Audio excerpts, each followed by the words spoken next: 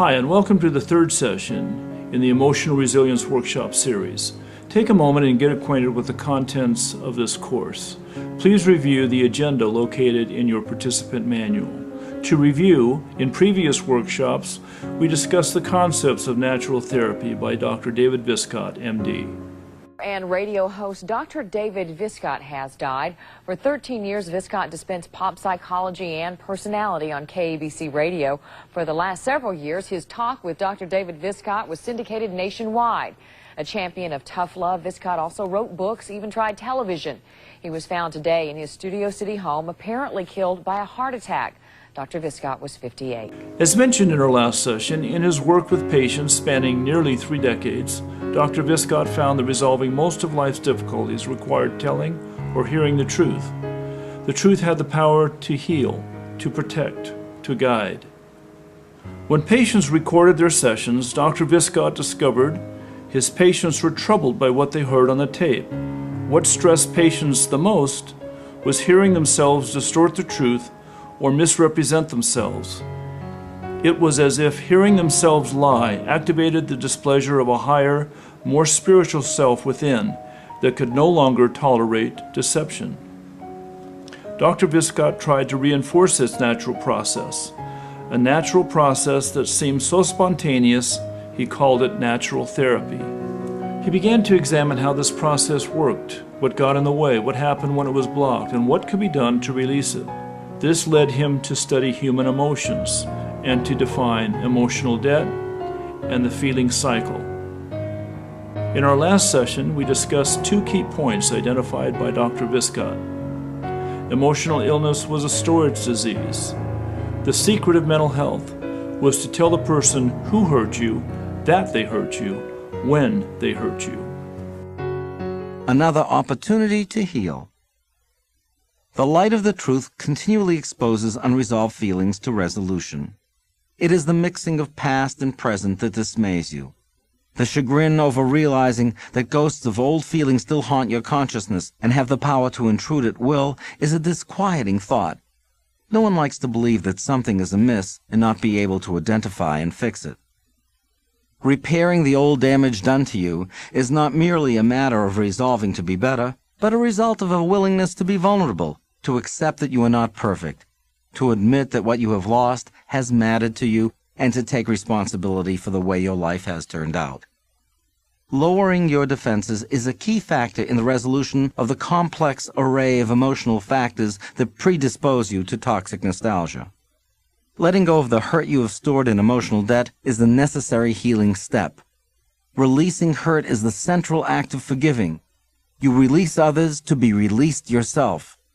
This is not possible unless you're willing to admit that you have been hurt. This is not possible unless you are willing to change and grow, to admit your weaknesses and accept them as part of yourself. Your ease in accepting yourself determines how easily you deal with the pain of your life and the hurt of the moment. You cannot be free in the moment if you are guarding against realizations that wish to speak to you from your past. What are those old realizations? They are many. You were hurt, abandoned, cheated, injured, abused, and betrayed.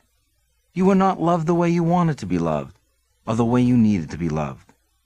You were not cherished for the person you are. You compromised. You gave in to the belief that you were less. You took the easy path, betraying yourself and your gift. You held grudges, acted in anger, sought revenge, and in denying your hurt, you allowed your anger to grow out of control and sometimes hurt others in the very way you were hurt, the very thing you promised yourself you would never do. You became the enemy you hated most. Your sudden recollections of unresolved pain are another opportunity to correct these imbalances.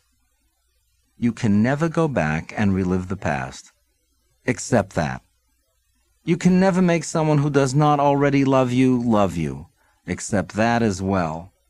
You have no power over others, barely control over the events in your own life. You need to let go of others and release them to their own destiny, and you to yours. You cannot win the esteem of the world, please everyone, or win every time. You need to reach for your own stars and find victory on your own terms. The purpose of dealing with so many painful issues and negative feelings is not to get you depressed, but by guiding you through the depths of human suffering, to allow you to become familiar with sadness so that dealing with grief is not strange to you. Embracing the good of life is not possible unless you have found a way to come to terms with the truth. Toxic nostalgia, though unpleasant and unpredictable, is an optimistic reminder that healing is still possible and a better and happier you is still evolving. Be patient and trust in the natural therapeutic process. It is the heart of your being and the key to your happiness and self-acceptance. Toxic nostalgia is the wake-up call of the soul. The feeling cycle describes two basic feelings, pleasure and pain. The name given, a painful feeling, depended on when the pain occurred. Pain in the present is called hurt. The purpose of hurt is to limit the extent of the damage done to you. If you didn't have the sensation of pain, you wouldn't know what danger to avoid. You'd be badly scarred and crippled. The role of hurt is to tell you you've been damaged. You learn your life's lessons in pain, so experiencing pain is necessary to grow. Feeling your emotional pain initiates the healing process. Pain in the present is as real a feeling as you can get. Expressing pain when it happens is vital to keeping yourself safe and your relationships honest. The purpose of expressing hurt is to release it, to let it go. This release of hurt forms the basis of forgiveness. The purpose of anger is to reinforce the expression of hurt. Instead of holding in your hurt and allowing yourself to be damaged further, your anger urges you to exclaim, "Ouch! Hey, what are you doing? That hurt. Don't do that. Stop." Anger is always more complicated to express than hurt. If you were more willing to express your hurt when it occurred, revealing anger would be a much more straightforward matter because it would occur simultaneously with the expression of the hurt that caused it.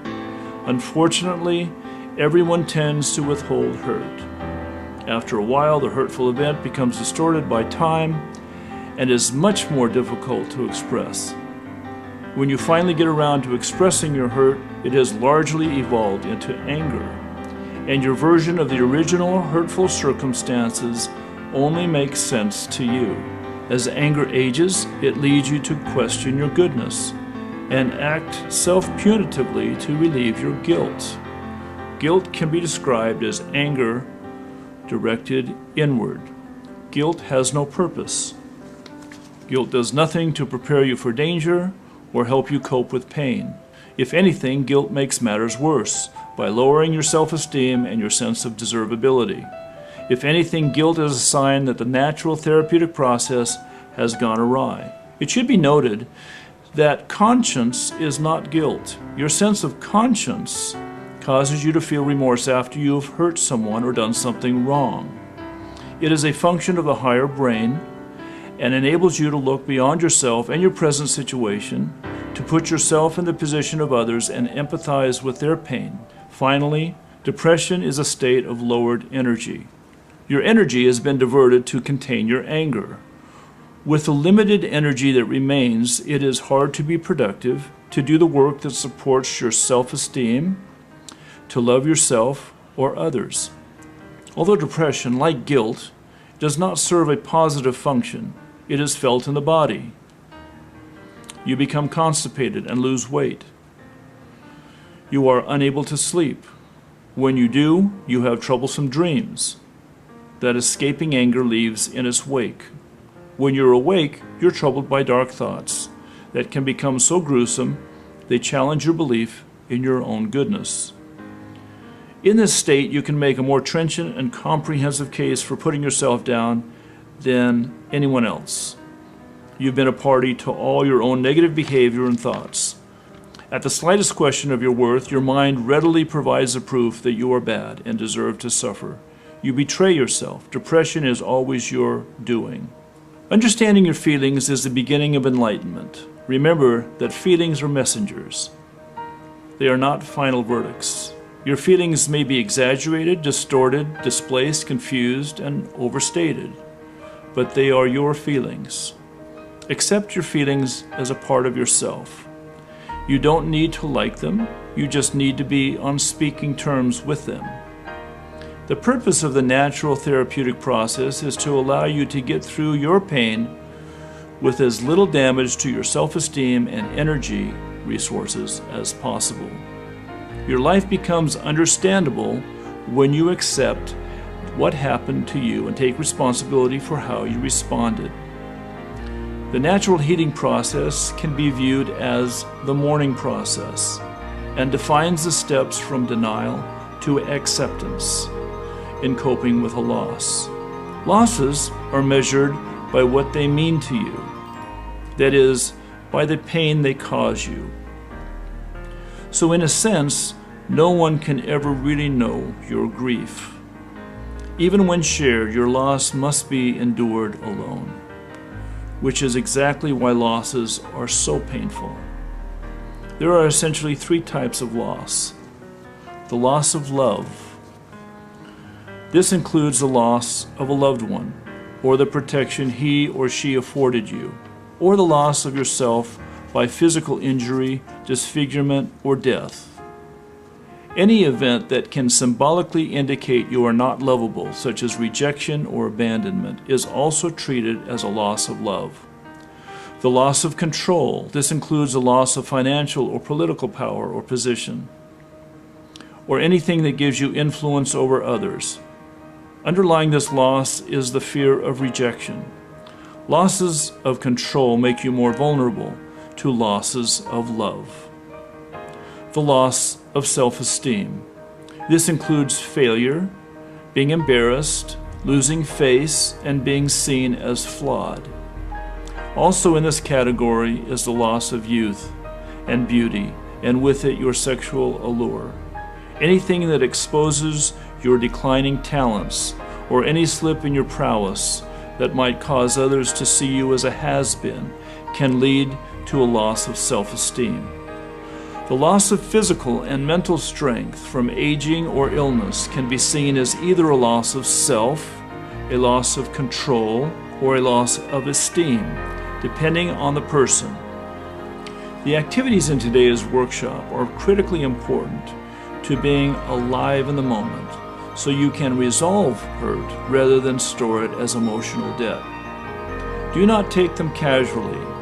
While these techniques have been simplified and their dynamics translated into unassuming language, they represent 25 years of helping people tell others that they've been hurt when they hurt. In mastering these exercises, be open with your pain, and you will have the best chance of correcting the misunderstanding and maintaining good relationships with people you care about.